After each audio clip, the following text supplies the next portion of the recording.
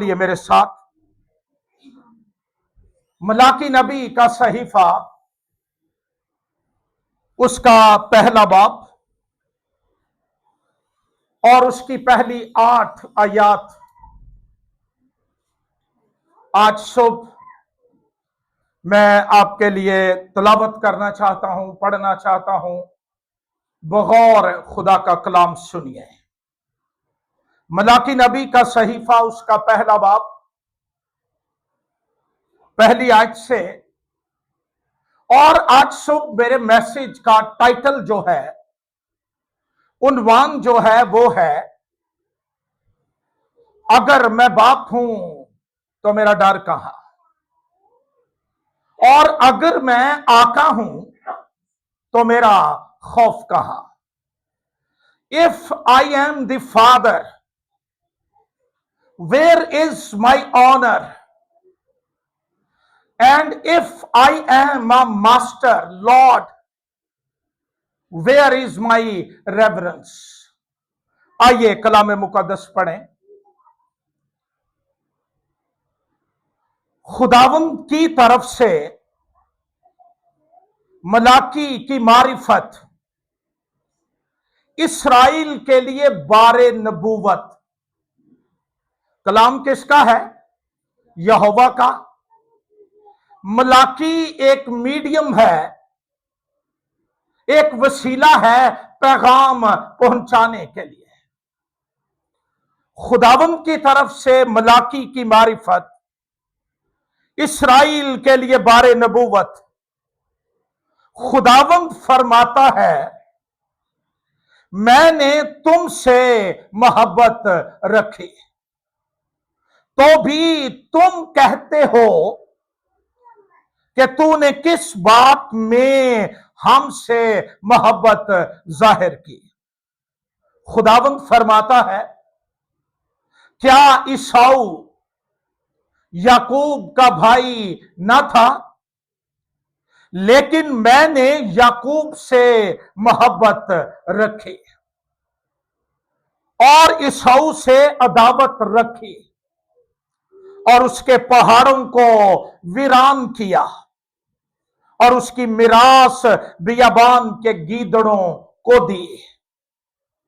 अगर अदूम कहे, और ये ईसाऊ का ही एक नाम है, अगर अदूम कहे हम बर्बाद तो हुए पर वीरान जगहों को फिर आकर तामीर करेंगे, तो रब्बुल अफाज फरमाता है, अगरचे वो तामीर करें पर मैं ढाऊंगा और लोग उनका ये नाम रखेंगे, शरारत का मुल्क। वो लोग जिन पर हमेशा खुदावंद का कहर है, और तुम्हारी आंखें देखेंगी और तुम कहोगे कि खुदावंद की तमजीद इस्राइल की हदूद से आगे तक हो। आमीन। रब्बुल फाज तुमको फरमाता है, ऐ मेरे नाम की तहकीर करने वाले काहिनों, बेटा अपने बाप की और नौकर अपने आका की ताजीम करता है। बस अगर मैं बाप हूं तो मेरी इज्जत कहां है, और अगर आका हूं तो मेरा खौफ कहां है। पर तुम कहते हो, हमने किस बात में तेरे नाम की तहकीर की? तुम मेरे मस्बा पर नापाक रोटी गुजरानते हो और कहते हो, हमने किस बात में तेरी तौहीन की। मेरा दिल कांप जाता है जब ये लफ्ज तहकीर और तौहीन मैं पढ़ता हूं। इसी में जो कहते हो कि खुदावंद की मेज हकीर है।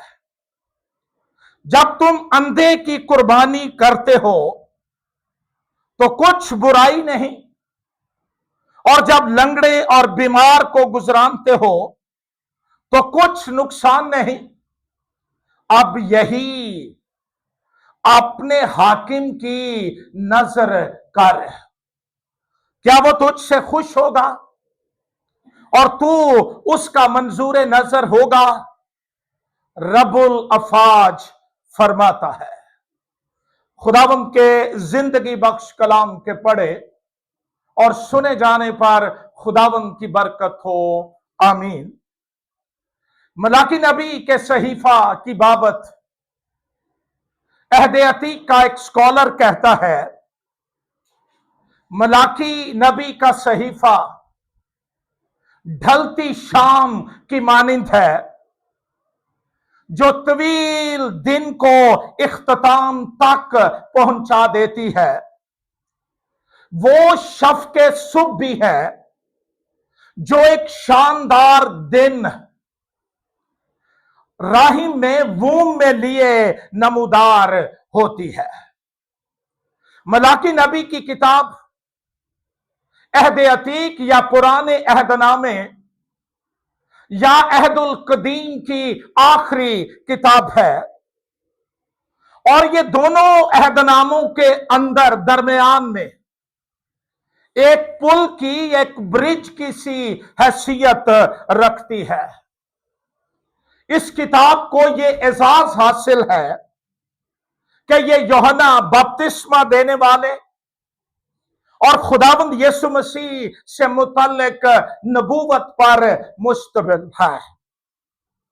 मलाकी नबी ने अपने पैगाम को लोगों तक पहुंचाने के लिए एक खास मंत की असलूब इस्तेमाल किया, और वो असलूब है सवाल और जवाब के जरिए तालीम देने का, जिसकी वजह से बाज उलमा उसे इब्रानी सुकरात भी कहते हैं। इस सहीफे में 23 सवालात हैं और उनके जवाबात भी साथ ही दिए गए हैं। मलाकी नबी लोगों को खालिस और हकीकी प्रस्तिश, ट्रू एंड सिंसियर वर्शिप छोड़ देने पर मलामत करता है। मलाकी का मतलब है माई मैसेंजर या मेरा कासिद। यह नाम सादगी से किसी भी लिखने वाले या पैगाम देने वाले के लिए इस्तेमाल हो सकता है, ताहम यह एक प्रॉपर नेम है। अहद अतीक में किसी और जगह इस नाम का जिक्र हमें नहीं मिलता, और यह किताब दोनों अहदनामों यानी पुराने अहदनामे और नए अहदनामे को जोड़ती है, मरबूत करती है। और इस किताब के बाद 400 साल तक खामोशी है, जिसमें कोई इल्हाम, कोई नबूवत, कोई नबी जाहिर नहीं हुआ। और थोलॉजियंस जो हैं वो उसे डार्क एजेस या साइलेंट पीरियड यानी खामोश वक्त कहते हैं। जब हम इस किताब को पढ़ते हैं तो हम अपने आप को उन लोगों में शामिल समझते हैं। इसका पैगाम इतना एप्लीकेबल है कि हम उन लोगों में अपने आप को शामिल समझते हैं जिनके नाम ये खत या ये सहीफा लिखा गया। इसमें जब हम पढ़ते हैं, हम अपने अहद और वफादारी, अपने कमिटमेंट और फेथफुलनेस का जायजा लेते हैं कि कलाम की रोशनी में हम खुदा के साथ कितने खालिस हैं, कितना कमिटमेंट है हमारा। अपनी जिंदगी की डायरेक्शन भी हमें समझ आती है। और यह बात याद रखिए, स्पीड से ज्यादा डायरेक्शन जरूरी है। अगर सिर्फ स्पीड है और डायरेक्शन नहीं है तो हम हवा को मुक्के मारते हैं और हमारे लिए कोई रुख नहीं है, कोई निशान नहीं है। और फिर हम प्रस्तिश के खालिस होने, सिंसियर होने का जायजा भी लेते हैं। और फिर ईमानदार जब रूहुल कुद्स की रहनुमाई में इस सहीफे को पढ़ते हैं और अपने आप को परखते हैं, जांचते हैं, तो फिर वो खुदा से ये दरखास्त करते हैं कि वो हमारे और अपने माबैन ताल्लुक को बहाल करे और अपनी मोहब्बत और मुआफी के वसीले हमें फिर से हमारे कदमों पर खड़ा करे। मलाकी नबी अपने सहीफा के पहले सेक्शन में या पहले हिस्से में, जो पहले बाब की पहली 8 आयात पर मुश्तमिल है, खुदा की मोहब्बत का जिक्र करता है। दरअसल खुदा खुद नबी के वसीले अपनी मोहब्बत का इजहार करता है और ये इस पैगाम के या इस सहीफे के पहले सवाल का मुकम्मल और मुदल्लल जवाब भी है।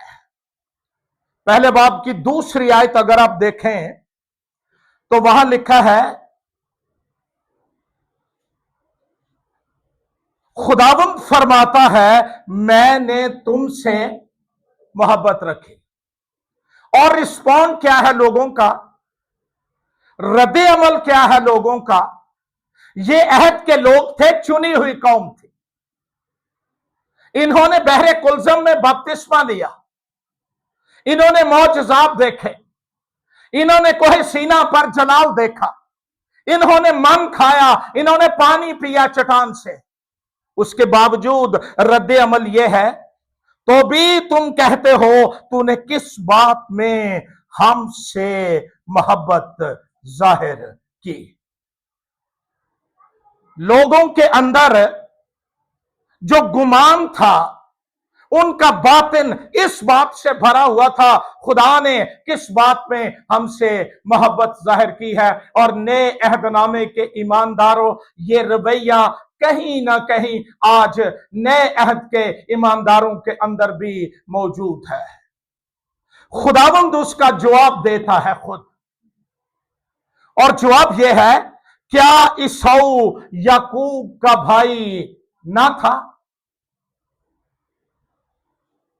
लेकिन मैंने याकूब से मोहब्बत रखी और ईसाऊ से अदावत रखी और उसके पहाड़ों को वीरान किया और उसकी मिरास बियाबान के गीदड़ों को दी।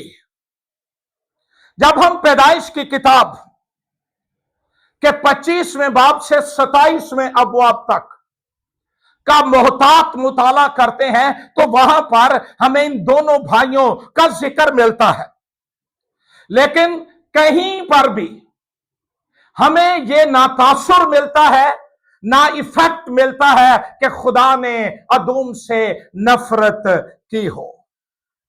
यहां पर इब्रानी लफ्ज जो इस्तेमाल हुआ है, साने, इसका तर्जुमा तरजीह देना, प्रीफर करना या प्रेफरेंस भी किया जा सकता है कि खुदा ने याकूब को ईसाऊ पर तरजीह दी, उसने उसकी तरफ ज्यादा अपना ध्यान किया और उसको तरजीह दी, उसको बरकत दी। और ये तासुर जो है, ये पैदाइश की किताब के 29वें बाब की 21वीं आयत में भी मिलता है कि लिया से नफरत की गई और खुदा ने उसका रहम खोला। यहां पर नफरत से मुराद है कि लिया पर राखिल को तरजीह दी गई। फिर उसके बाद अमसाल की किताब 14वां बाब 20 आयत और मुकद्दस लूका के मुताबिक इंजीली बयान 14वां बाब 26वीं आयत में लिखा है, जो कोई अपने बहन भाइयों मां बाप से ज्यादा मुझसे मोहब्बत नहीं करता, ये नफरत की बात नहीं बल्कि ज्यादा मोहब्बत करने की बात है। और बाइबल का खुदा ये कह रहा है कि मैंने याकूब से, मैंने इस्राइल से ज्यादा मोहब्बत की। खुदा की मोहब्बत को मलाकी नबी समराइज करता है कि खुदा की मोहब्बत कामिल और मुकम्मल है, ये अधूरी नहीं है, ये इनकम्प्लीट नहीं है, इसमें इम्परफेक्शन नहीं है, बल्कि ये कंप्लीट भी है और परफेक्ट भी है। और उसकी मोहब्बत अमली मोहब्बत है, सिर्फ वर्बली नहीं, लिपसिंग नहीं, सिर्फ गलांधा प्यार नहीं, बल्कि उसकी मोहब्बत अमली मोहब्बत है। और खुदा की मोहब्बत देने वाली है, रहनुमाई करने वाली है, और उसका कुल खुलासा वफादारी, और वो अपने वादों में सच्ची और उसके चुनिंदा चुने हुए लोगों के साथ उसकी वफादारी कायम रहती है। लेकिन जब हम बनी इस्राइल की तारीख पढ़ते हैं तो हमें पता चलता है कि वो लगातार खुदा की मोहब्बत को ठुकराते रहे, अहद को तोड़ा और उन माबूदों को, खुदा को गुस्सा दिलाने के लिए सजदा किया जो खुदा नहीं थे। उन्होंने जिंदा खुदा के जलाल को बैलों और बछड़ों से बदल डाला। इससे मुराद है कि उन्होंने जिंदा खुदा पर दूसरी चीजों को तरजीह दी, और यह बहुत भयानक गुनाह है जब हम खुदा को दूसरे दर्जे पर ले आए और दुनिया और चीजें और बाकी बातें हमारी जिंदगी में पहले नंबर पर आ जाएं। अगर किसी और बात के लिए ना भी अपने आप को परखें और जांचें, लेकिन इस बात के लिए अपना मुहासबा करते रहें, इवैल्यूएट करते रहें, कहीं मेरी जिंदगी में यहोवा की बजाय दौलत, इंसान, रुतबे, मर्तबे और ये चीजें तो पहले नंबर पर नहीं आ गई, और ये अगर आ गई हैं तो तबाही यकीनी है। बनी इस्राइल ने यही किया, नतीजा यह हुआ, अहद टूट गया, बिखर गया। खुदा अपनी मोहब्बत में वफादार है, और ये खला जो इंसान के गुनाह की वजह से पैदा हुआ या होता है, ये नाकाबिले मुरम्मत नहीं है। उम्मीद खत्म नहीं हुई कि बात खत्म हो गई है, अभी उम्मीद बाकी है। अगर हम तौबा कर लें, हम वापस आ जाएं, हम अपनी प्रायोरिटीज को सेट कर लें, हम खुदा को अव्वल दर्जा देना शुरू करें, खुदा अपने रूहुल कुद्स की कुदरत से इस ताल्लुक को मुरम्मत और रिपेयर और रिन्यू कर सकता है। अगर हम आज तक जिंदा हैं, सलामत हैं, जिंदों की जमीन पर हैं, हमारे पास नेमतें हैं, बरकतें हैं, तो इसका यह मतलब नहीं कि हम दुनिया से कोई बखरे निराले हैं या हम परहेजगार बड़े हैं, हम मेडिसिन अफोर्ड कर सकते हैं। हरगिज नहीं। इसका एक ही मतलब है, यहोवा मोहब्बत करता है और वो वफादार है, और उसकी मोहब्बत और शफकत ना फेल होती है और ना खत्म होती है। जब हम पुराने अहद की तारीख पढ़ते हैं तो यहूदियों को, इसराइल को, याकूब की नस्ल को दुनिया की तमाम कौमों से ज्यादा खुदा की मदद हासिल रही। तारीख बताती है कि ये दोनों कौमें, इसराइल और अदूम, ये नबूकदनजर के हाथों 586 काफमी में असीर हुए। इसराइल असीरी से वापस आ गए। तू साडे कैदी सारे दखनी नहरां दे। साधक 7 बार गिरता है, खड़ा हो जाता है, शरीर गिरता है और पड़ा रहता है। इसराइल असीरी के अंदर चले गए, 70 साल असीरी में रहे। खुदा भूला नहीं, खुदा ने फरामोश नहीं किया, बल्कि रास्ते बना दिए वापसी के। दुनिया ने दुनिया के नक्शे से इसराइल को खत्म कर दिया। यहोवा ने फिर दुनिया के नक्शे में उन्हें वजूद भी बख्शा, सरफराजी भी बख्शी, जोर भी बख्शा और स्ट्रेंथ भी बख्श दी। अदूमी सफाई हस्ती से मिट गए, और खुदा ने कहा था उसके पहाड़ों को वीरान किया और उसकी मिरास बियाबान के गीदड़ों को दी। इसका मतलब यह है, जिनके साथ यहोवा वफादार है उन्हें कोई मिटा नहीं सकता। हां, हमारे रवैये, हमारे गुनाह, हमारी नाराजगियां मिटा सकती हैं। कलाम कहता है वो मिट गए, इस्राइल को खुदा की मदद ने बहाल कर दिया।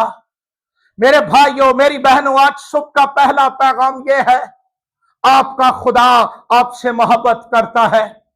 अगर किसी जगह पर दरार आ गई है, अगर किसी जगह पर खला आ गया है, हमने बनी इस्राइल की तरह उसे छोड़कर दुनिया और उसकी चीजों के पीछे भागना शुरू कर दिया और ताल्लुक खत्म हो गया। साडा वादा पता की है, ताल्लुक खत्म भी हो जाए असी मनन लई तैयार नहीं। कल मेरी किसी से बात हो रही थी, वो मुझे कह रहा था कि मैं बाहर के ममालिक में कांटेक्ट ढूंढ रहा हूं। मैं क्या पुत्र दुआ कर तेरा यीशु ना राबता हो जाए, बाकी सारे मामले ठीक हो जाए। अगर ये ताल्लुक दुरुस्त हो जाए, अगर मेरे और मेरे बाप के ताल्लुकात दुरुस्त हो जाएं और मेरा बाप मुझसे खुश हो जाए और राजी हो जाए, सारी जमीन मेरी मिरास है, आसमान मेरा है, जमीन दे वारस होवणगे मुबारक अल्लाह दे। लेकिन जिनसे वो नाराज हो जाता है, सजा दे देता है, कहर उंडेल देता है, उनका नाम तक दुनिया की तारीख से मिट जाता है। अगर किसी जगह पर दरार आ गई है और हम किसी जगह पर गिर गए और हम कामिल नहीं हैं, कमजोर हैं, हो जाता है। लेकिन आज सुबह पहला पैगाम यह है, तेरा बाप तुझसे मोहब्बत करता है और वो तेरा इंतजार कर रहा है और वो चाहता है कि तू फिर से उसके पास आ जाए। दूसरा सवाल, ये खुदा की शिकायत है, शिकवा है अपने लोगों के खिलाफ। और कलाम में लिखा है, पर तुम कहते हो हमने किस बात, 7वीं आयत, किस बात में तेरी तौहीन की। खुदा का दावा यह है बनी इस्राइल के खिलाफ मलाकी नबी के वसीले कि तुम मेरे नाम की तहकीर करते हो। बास अंग्रेजी तराजम में लिखा है कंटेम्प्ट माय नेम। पादरी साहब अदालती जुबान से वाकिफ हैं, वो जानते हैं कंटेम्प्ट ऑफ कोर्ट क्या क्या मतलब है, किसी अदालत के ऑर्डर की वायलेशन, इसका क्या मतलब है। खुदा कह रहा है कि तुमने मेरे नाम की तहकीर की है, तकफीर की है। बहुत दफा हमें पता नहीं होता हम क्या कर रहे हैं, लेकिन हम करते ही चले जाते हैं। बाजुकात इंसानों को खुश करने के लिए, बाजुकात अपने आप को खुश करने के लिए, रिलेशंस को खुश करने के लिए। पर पठ पे सोना जड़ा कना नु खाए, क्या करना उन रिश्तों का और उन सारी चीजों का अगर मेरा यहोवा मेरे साथ ना रहे। मैं बेसिकली बाप से ज्यादा मोहब्बत करता हूं सारे रिश्तों से। मैं अपने जमीनी बाप से भी करता था, मैं अपने रूहानी बाप से भी करता हूं, और आसमानी बाप का कोई सानी नहीं। सारी दुनिया एक पास है, मेरा आसमानी बाप एक तरफ, मैं उसकी तरफ खड़ा हूंगा। मेरा इंतखाब ये होगा, दुनिया मेरे साथ जाए या ना जाए, दौलत मिले या ना मिले, प्रॉस्पेरिटी मिले या ना मिले, बंदे खुश हो या ना हो, लेकिन मेरा बाप मुझसे खुश हो जाए।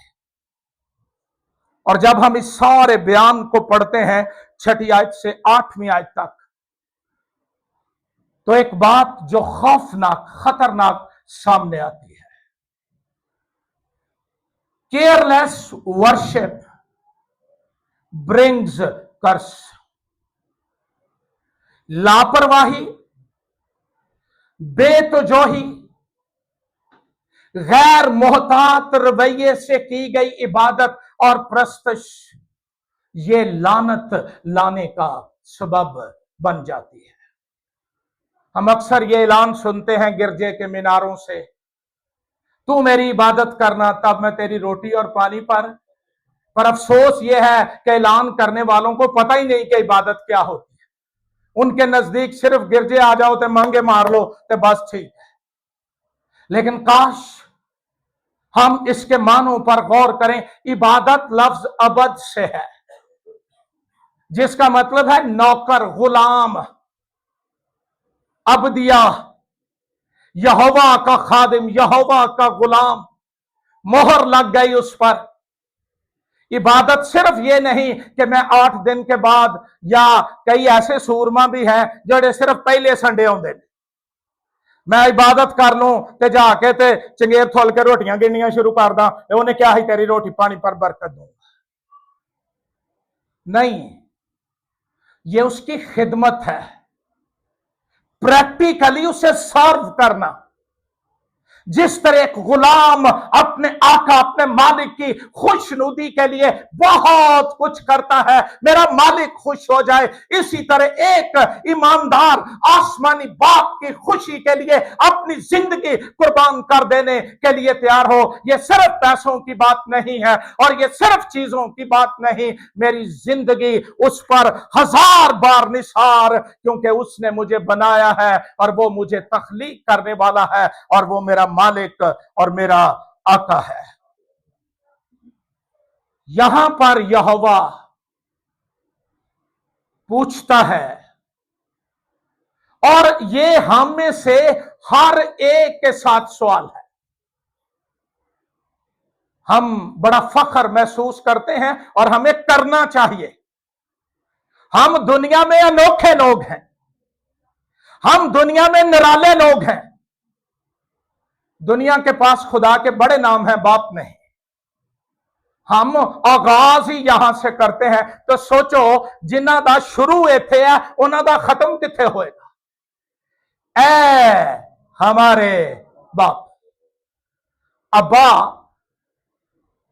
इनू जिधरों दी मर्जी पढ़ लो, ये अब्बा ही रहिंदा जे। ABBA, इधरों पढ़ो फिर भी अब्बा, इधरों पढ़ो, अगर ऊपर से शुरू कर लें ABBA फिर भी अब्बा, नीचे से शुरू कर लो फिर भी अब्बा। हालात बदल जाएं, तूफान आ जाएं, ज़ल्ज़ले आ जाएं, समुंदर अपनी जगह से बाहर आ जाएं, अब्बा अब्बा ही रहता है, अब्बा अब्बा ही रहता है, और वो मोहब्बत और शफकत का पैकर है। लेकिन वो कह रहा है, अगर मैं बाप हूं तो मेरी इज्जत कहां। ये लफ्ज सिर्फ जुबान के बल खाने का नहीं कि जुबान फिसल गई तो मैं अब्बा कहता है। ये सोच समझ कर कहना चाहिए। ते जे कह दियो तो फिर और ते पैरा दियो। आज के दौर की बाबत मैं बात नहीं करता, लेकिन अगर इससे थोड़ा सा पीछे चले जाए, अब्बा नाम था हिफाजत का, अब्बा नाम है पहचान। मैं आज तक बूढ़ा होकर अपने बाप के नाम से जाना जाता हूं। मेरा बाप मेरा शेल्टर, मेरे छुपने की जगह, मेरी पहचान, मेरा सब कुछ। और वो कह रहा है, कितना दुखी और जख्मी दिल है बाप का जो ये कह रहा है, अगर मैं बाप हूं तो मेरी इज्जत कहां, और अगर आका हूं तो मेरा खौफ कहां। आज ईमानदारों के पास सब कुछ है, लेकिन इज्जत और खौफ का फुकदान है। एक बात कड़वी है लेकिन कर लेते हैं। हम आसमानी बाप की इसलिए नहीं इज्जत करते, हमें फैमिली में बाप की इज्जत करना सिखाया नहीं जाता। असी मैंने बेचारा घर आके भी झड़का खांदा, बाहर ही झड़का खांदा, लोगों कोलों भी घरों भी, ते साडे लिए भी ठीक ही है। ये दौर जो है ना, ये आपका जो दौर है, ये मां के कदमों तले जन्नत है। ये मां की अपनी जगह है, लेकिन सारा कलाम पढ़ के देखो, पहले बाप और फिर मां। तू अपने बाप और मां की, ये नहीं कि मां दे शौक चब्बा भुल जाओ। मां का अपना किरदार है, लेकिन बाप के किरदार की कोई मिसाल दुनिया के अंदर नहीं मिलती। हम सारी जिंदगी उसकी खिदमत कर लें, हम उसकी एक सेकंड की मेहनत का फल नहीं दे सकते जो वो हमारे लिए करता है। इन आयात का पस मंजर यह है, गौर से सुनिए।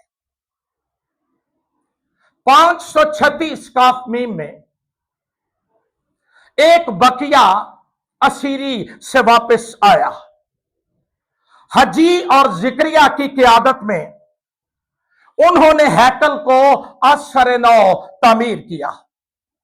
इसके 60 साल बाद अजरा आया।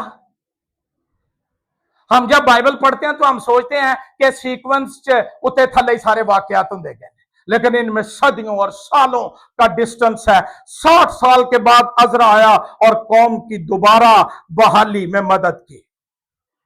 13 साल बाद नहमिया आया 444 काफ मीम में, और उसने आकर फसील की तामीर की। जब मलाकी नबी का सहीफा लिखा गया, यहूदियों को असीरी से वापिस आए हुए 100 साल हो चुका था। अगरचे बाबल की असीरी ने इनके अंदर से बुत परस्ती के गुनाह को खत्म कर दिया, लेकिन वो खुदा के घर यानी हैकल और खुदा की अहमियत को नजरअंदाज करते थे। उसकी इबादत में गफलत, बेतुजोही, लापरवाही बरतने के आदी हो चुके थे।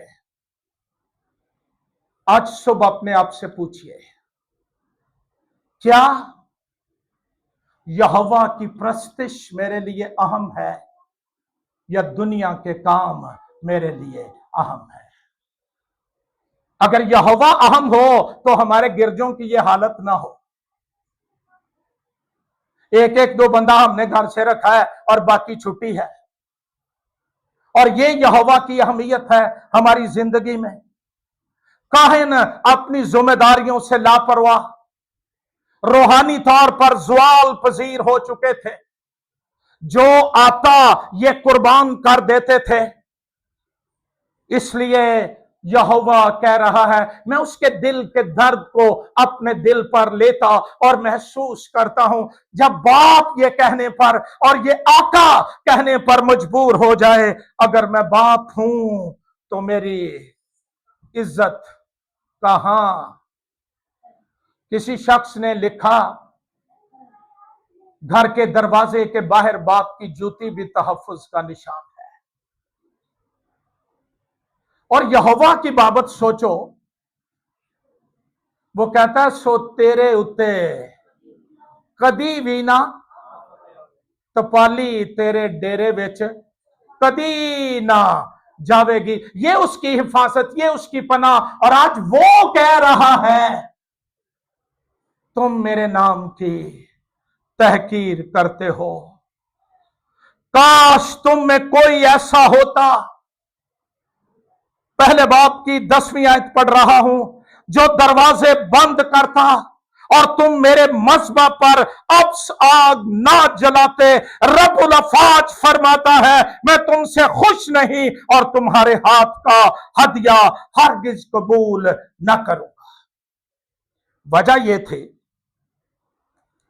कि ये जो कुर्बानियां गुजरानते थे वो कलाम के मुताबिक नहीं थे। कुर्बानियों का और इबादतों का मेयार ये हम नहीं ठहराते, ये खुदा खुद ठहराता है कि मेरी इबादत किस तरह की जाए, मेरी प्रस्तिश किस तरह की जाए, मेरे हजूर कुर्बानियां किस तरह की गुजरानी जाए। यहां वो मामला नहीं है कि गाड़ी में बैठकर 10 दा ठीपा कढ़िया तो सुट देता तो मुझे और उथे इकट्ठे करन डे होंदे ने। यहोवा 10 की बजाय 1 भी हो, लेकिन उसके पीछे रिस्पेक्ट, उसके पीछे इज्जत, उसके पीछे वकार। मैं यहोवा के हजूर जा रहा हूं, मैं अपने बाप के हजूर जा रहा हूं, ये चीजें मकबूल ठहरा देती हैं। बड़े बड़े हदिये लोगों ने डाले, यीशु देख रहा था। लोकां नूं थैली फोड़ के पता लगता है, यीशु नूं थैली च पता ही की होंदा है। एक बेवाई दो दमड़ियां, ये नहीं भी वह पक्कियां कर गए भी दो दमड़ियां नाल ही खुदा ओदे कोल हिगियां ही इस अज, उसने अपना सब कुछ दे दिया। क्या जो कुछ मैं आज देता हूं या मैं करता हूं, इसमें खुदा की इज्जत शामिल है? जब मैं इसका मुताला कर रहा था, लोग खुदा की इज्जत से खाली थे और फिर टाइट्स का सिस्टम स्टॉप हो चुका था और लोगों की तवज्जो खुदा की तरफ नहीं थी। आइए जरा पढ़ते हैं, अगर मैं बाप हूं तो मेरी, खरूज की किताब 20वें बाब की 12वीं आयत में खुदा ने हुक्म दिया, तू अपने बाप और मां की, ताकि तेरी उम्र इस मुल्क में दराज हो। अमसाल की किताब 11वां बाब, ये 17 आयत में पढ़ रहा हूं, एक ऐसी पुश्त है जो अपने बाप पर लानत करती है और अपनी मां को मुबारक नहीं कहती। वो आंख जो अपने बाप की हंसी करती है, यानी हकीर जानती है, और अपनी मां की फरमाबरदारी को हकीर जानती है, वादी के कौवे उसे उचक ले जाएंगे और गिद्ध के बच्चे उसे खाएंगे। फरमाबरदारां लई ते बड़ियां गल्लां जे ते बड़ियां ही बरकतां ने, लेकिन नाफरमानों के लिए, ये पढ़ लिया आपने। एक हवाला खोलिए मत्ती के मुताबिक इंजीली बयान। मसीह ने यहूदियों की एक रवायत को निगेट किया। मत्ती के मुताबिक इंजीली बयान 15वां बाब, जल्दी से खोलिए मेरे साथ और आओ पढ़ें। शुरू से पढ़ते हैं। उस वक्त फरीसियों और फकीहों ने यरूशलेम से यीशु के पास आकर कहा, तेरे शागिर्द बुजुर्गों की रवायत को क्यों टाल देते हैं? यहां मैच है कलाम ते बंदियां दियां गल्लां। कई बार ना असीं बड़ी खोण खोने आ ना, ओ जी सियाणियां क्या है, कदी कलाम भी याद कर लिया करो, कोई ओदी भी आयत बोल लिया करो। कलाम कहता है बुजुर्गों की रवायत को क्यों टाल देते हैं कि खाना खाते वक्त हाथ नहीं धोते। उसने जवाब में उनसे कहा, गौर से सुनिए, तुम अपनी रवायत से खुदा का हुक्म क्यों टाल देते हो? यह मेरी बात गौर से सुनिए। मैं पासबान हूं या कोई और, इवन डॉक्टर लियाकत कैसर साहब, हमारी बातें कलाम के बराबर नहीं हो सकती। आज हमने मेयार ये ठहरा लिया है, मेरा बंद है, कर लिया करते हैं, ना करया कर। कलाम से पूछो मैंने क्या करना है या क्या नहीं करना। हम क्यों अपने बच्चों और अपनी कलीसियाओं का ध्यान अपनी तरफ लगा रहे हैं, कलाम की तरफ क्यों नहीं लगाते? तुम क्यों अपनी रवायत से खुदा का हुक्म टाल देते हो? क्योंकि खुदा ने फरमाया तू अपने बाप की और अपनी मां की इज्जत करना, और जो बाप या मां को बुरा कहे वो जरूर जान से मारा जाए। मगर तुम कहते हो कि जो कोई बाप या मां से कहे जिस चीज का तुझे मुझसे फायदा पहुंच सकता था, वो खुदा की नजर हो चुकी। अच्छा, ये करते ये थे कि मां बाप को देने की बजाय थोड़ा बहुत कुछ हैकल में दे दिया और क्या भाई तुसी फारग हो, असा उधर दे लिया। कलाम कहता है तो वो अपने बाप की इज्जत ना करे, बस तुमने अपनी रवायत से खुदा का कलाम बातिल कर दिया। ए रियाकारो, यसाया ने तुम्हारे हक में क्या खूब नबूवत की, ये उम्मत जुबान से तो मेरी जुबानी कलामी बड़ी इज्जत। खुदावंदा असी तेन बड़ा प्यार करने ते तवार नूं गिरजे आओगे जे टाइम होया ते गिरजे आउंदे होण ना ते राह च कोई मिल पाए, उथे ढेरी ला के बह जाएंगे भाई चलो टाइम लंघ जे गिरजे का कह तरह। और इज्जत हम बड़ी करते हैं। जब हम उसकी इज्जत की खातर दुनिया की चीजों को नो नहीं कह सकते, नहीं, आज इबादत का दिन है, मैं खुदा से मुलाकात करने जा रहा हूं, मैं ये नहीं कर सकता। और अगर ये भी नहीं कर सकते तो फिर दावे क्या? कलाम कहता है ये उम्मत जुबान से तो मेरी, मगर इनका दिल मुझसे दूर है, और ये बेफायदा मेरी प्रस्तिश करते हैं, क्योंकि इंसानी अहकाम की तालीम देते हैं। मेरी प्यारी बहनों, मेरे भाइयों, मेरे बच्चों, खुदा की इबादत उसके म्यार के मुताबिक होनी चाहिए, हमारे म्यार के मुताबिक नहीं। चल खैर है, गिरजे ही जाना है, कह रहे, चल खैर है, गिरजे ही है ना। अच्छा, दुनिया लिए बेहतरीन तो खुदा के लिए जो देता है उसके लिए म्यार क्या है? इस्तिस्ना की किताब खोलिए जल्दी से मेरे साथ। ये जो चीजें खुदा ने मना की थी ना कि इस तरह की चीजें मेरे हजूर ना लाना, इन्होंने लानी शुरू कर दी, और काहिन जो थे वो आगे जाकर इनको गुजरान देते थे। इसलिए खुदा काहिनों के खिलाफ भी बात कर रहा है 19वीं आयत से। इस्तिस्ना की किताब 15वां बाब 19 आयत। ते कोई बंदा इस भुल च ना रहे कि पुराना ऐदनामा साडे लिए नहीं। जे पुराना ऐदनामा नहीं तो नवे च भी कोई हिस्सा नहीं। तेरे गाय बैल और भेड़ बकरियों में जितने पहलौठे नर पैदा हों उन सबको खुदावंद अपने खुदा के लिए मुकद्दस करना। अपने गाय बैल के पहलौठे से कुछ काम ना लेना, और अपनी भेड़ बकरी के पहलौठे के, और ना अपनी भेड़ बकरी के पहलौठे के बाल कतरना।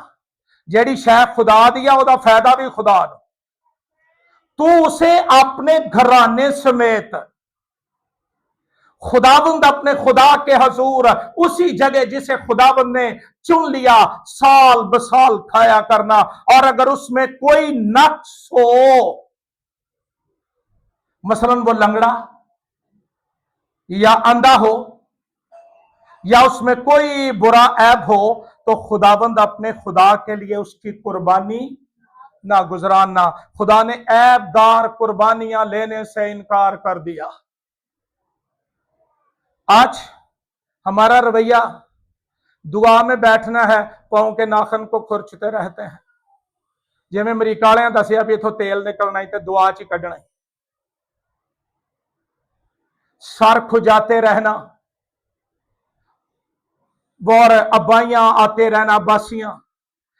इसका मतलब है हमारा दिल नहीं लग रहा, घड़ी देखनी, अजीब अजीब हरकत। चर्च में पादरी साहब हालो बेहाल हो जाते हैं, और मैं सलाम पेश करता हूं इस शख्स की जुर्रत को। कभी कभी मेरा दिल करता है कि मैं उठ के सल्यूट करा जिस माहौल में वो मुर्दा घोड़े को उठा के आगे ले जाते हैं। वो कहते हैं ताली बजाओ, ये ताड़ी बजन डई जी, यहां देखते रहते हैं। तो बंदा पूछे भी राह बिठाए गए ने आउंदे, इन्हों की हो गया है? चेहरों की हवाइयां उड़ी हुई, गुनाह ने तेरी शादमानी और हुस्न छीन लिया है। यहोवा दे दीवाने, उन्होंने की परवाह, कोई वेखे कोई ना वेखे, वो तो खुदावन के लिए करते हैं, और हम उसमें भी एक्टिंग और प्रिटेंडेशन और पता नहीं क्या क्या करते रहते हैं, और तवक्को करते हैं खुदा खुश हो जाए। चर्च में वही 2.5 साज हैं गिनती के, उन्हों का भी अपना अपना रंग है। जिथों सानू पता लगे ना भी तनख्वाह बदनी है या कोई लभना है, उत्थे असीं मेहनत करने चर्च के लिए। चल बजदा ही है ना, क्या बज रहा है? ये सारी दुनिया का म्यूजिक यहोवा के अंदर से निकला है, और उसको हम क्या सुनाते हैं। मैं इसलिए कह रहा था, मेरा दिल चाहता है इस बंदे को सल्यूट करूं। वो बगैर रिदम के बेचारा गाता रहता है और हमें खींचता रहता है, और हम आज तक कन्विंस नहीं हुए कि यहोवा के लिए करना है तो बेहतरीन किया जाए। मां प्यो कह इन्हें मैटर करके की करना है, इन्हें भी चाहे खादम ही बनना है। तो जे कोई खादम मैट्रिक पढ़े आ जाएगा तो कोई घाटा पै चले। इन्हों पोच के बनाया करो, ये मैं यहोवा दे अगे पेश करना है, बेहतरीन उसको दो, आपका खुदा खुश हो जाए। हन्ना दा खुदा खुश हो गया सी, उन्हें ओदा बेड़ा ही भर दिता सी, पर पहले हन्ना ने ओदा बेड़ा भरिया सी, तो फिर ओदा भी भर गया, ते साडा भर जाए तो सियापियां जोगा ही। टेंशन मुसीबत, तेरी बीवी तेरे घर के अंदर मेवादार ताक, और तेरी औलाद तेरे दस्तरखान पर जैतून के पौधों की मानद। ये बरकतें हैं रास्तबाजों की। और जब खुदा को ही लंगड़ा लूला पिचका देना है तो लेना भी तो यही है ना। वो किसी ने अच्छा गीत गाया, खाली हाथ लमकाउंदे जाना, ते आउंदियां भी लमकाउणा ते जांदियां भी लमकाउणा, रह गया लमकाउणा ही। आओ अपना बेहतरीन खुदावंद को दे। मैंने गीत गाने हैं, मैं प्रस्तश करनी है। मैं एक दिन अपनी बेटी को कह रहा था कि हम दुनिया के लिए बड़ा कुछ कर लेते हैं, तू यहोवा की प्रस्तश करती है, तू ठंडा पानी नहीं छोड़ सकती। छड़िया उन्हें अजय भी कोई नहीं, लेकिन मुझे कहा हाँ डैडी ये जरूर हो सकता है। अपना बेहतरीन यहोवा को दे। मैंने कभी अपने जहन में यह नहीं रखा कि कोई बड़ी कन्वेंशन है उसमें जाना है तो उसका म्यार फर्क है, और मैं किसी गांव में जाऊं तो म्यार फर्क है। मैं लोगों के लिए नहीं सुनाता, मैं तो यहोवा के लिए सुनाता हूं जिसने मुझे बुलाया है। खुदा की इज्जत का मकाम यह है, हम बैठकर मोबाइल की स्क्रोलिंग करते रहते हैं, घड़ी नीचे आती जाती है और हम लगे रहते हैं अजय केड़ा को आया होना। क्या हम लोगों के लिए आते हैं? जिदे लिए असी आने हो पहला ही इत्थे हुंदा है। तो कोशिश करें सबसे पहले मेरी मुलाकात उसके साथ हो, सबसे पहले मैं उसके साथ मिल लूं और मेरी मुलाकात हो जाए। कलाम कहता है तू नक्शदार कोई कुर्बानी मेरे हजूर। अहबार की किताब। हमारा रिवाज यह है कि जेड़ा नोट पेट्रोल पंप वाले ना लैनो हथिये च पा दो। अहबार की किताब उसका 20वां बाब।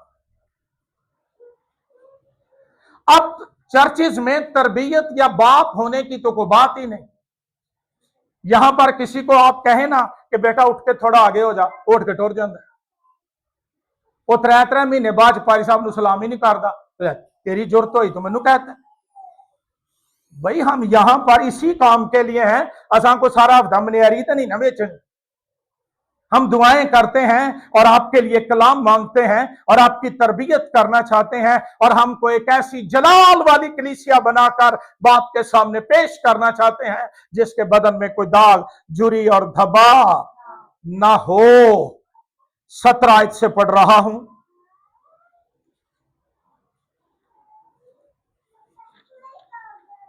अखबार की किताब 20वां बाब। ये हवाला गलत हुआ है, लेकिन उसमें भी यही तासुर है कि खुदा के हजूर अच्छी चीजें लाई जाए। बाइबल कहती है खुदावंद के लिए नया गीत गाओ, रूह में गाओ, प्रस्तुत करो।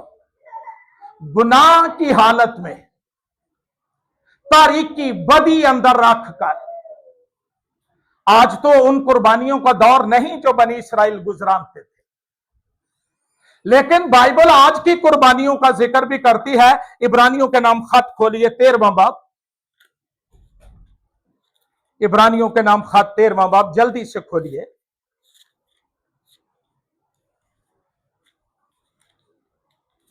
तेरहवां बाब 15वीं आयत। बस हम उसके वसीले से हम्द की कुर्बानी। हम्द करना क्या है? क्या है ये? तो ये कैसे गुजरानी चाहिए? बेहतरीन पाक आराइश के साथ।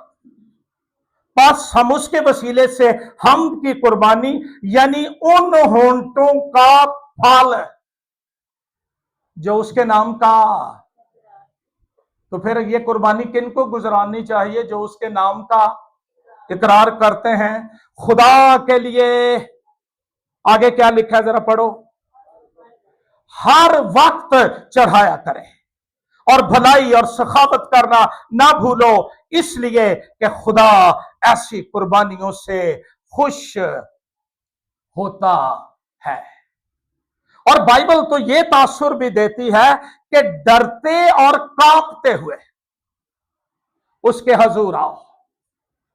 बाइबल कहती है, खोलिए मलाकी नबी का सहीफा और आ जाइए, मैं कंक्लूड कर रहा हूं इसको। खुदा ऐसी कुर्बानियां, ऐसी इबादत, ऐसे गीत, ऐसी दुआएं जिनमें हमारा दिल ना लगा हो, हमारी तवज्जो ना हो, हमारा कमिटमेंट ना हो, हमारा कंसर्न ना हो, खुदा उनको पसंद नहीं करता, क्योंकि वो दिलों का हाल जानता है। कलाम कहता है, अब यही अपने हाकिम की नजर कर। जो बच्चे स्कूल जाते रहे हैं उनको पता है, जब हम टीचर के सामने जाते थे तो बड़े मुअद्दबाना अंदाज से,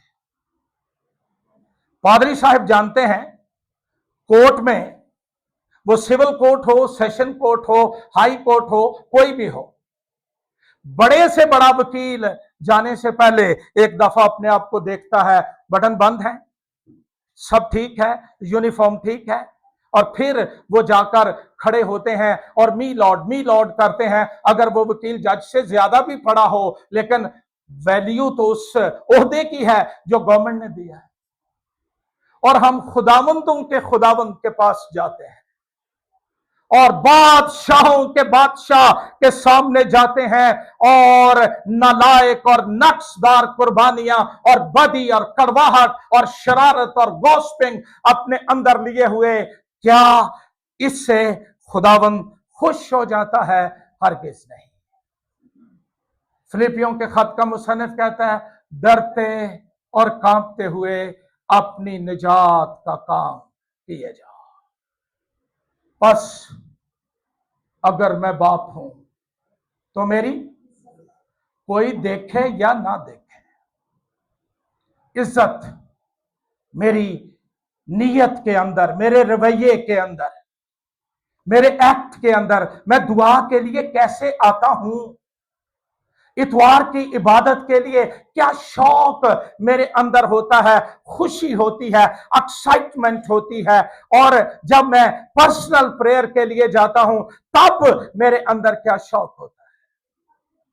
मैं सारी चीजों को छोड़ देता हूं या सारे टिकटॉक मुका के तो फिर यहोवा मैं पुकारदा हां, मेरे वाल तू छेती आंदा, जेड़े रह गए ने चारों भी वेख्या।